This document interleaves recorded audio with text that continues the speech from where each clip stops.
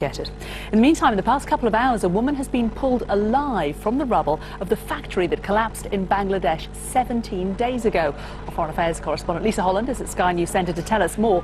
Lisa, this is an astonishing tale of survival, isn't it? 17 days in the rubble. Over 1,000 people have died so far. What do we know about how she survived?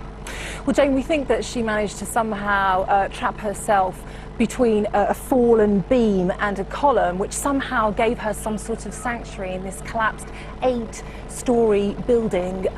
Now, normally people, according to scientists, can only really survive something like 10 days without water and perhaps 4 to 6 weeks without food. So once she has got over the initial stages of being treated in hospital, people will want to know her story. How did she manage to survive? We know the emergency services had been pumping water into the building in the hope that some would drip down to people who had managed to find some sort of corner of sanctuary for survival. This is the woman in hospital. We know that her name is Reshmi. We don't know her age at the moment, but we assume that she is one of the garment factory workers who were inside the building when it collapsed 17 days ago, back on April the 24th.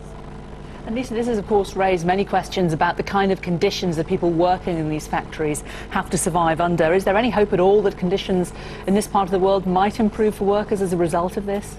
Well, as you say, Jane, it is big business making clothes and lots of other things in countries like Bangladesh. We know that it's the second biggest garment maker in the world with some 4 million employees. Since the incident back on April 24th, the Bangladeshi government has said it has closed 16 garment factories in the capital Dhaka and 2 in the southeastern port of Chittagong because there were concerns over the safety of those buildings.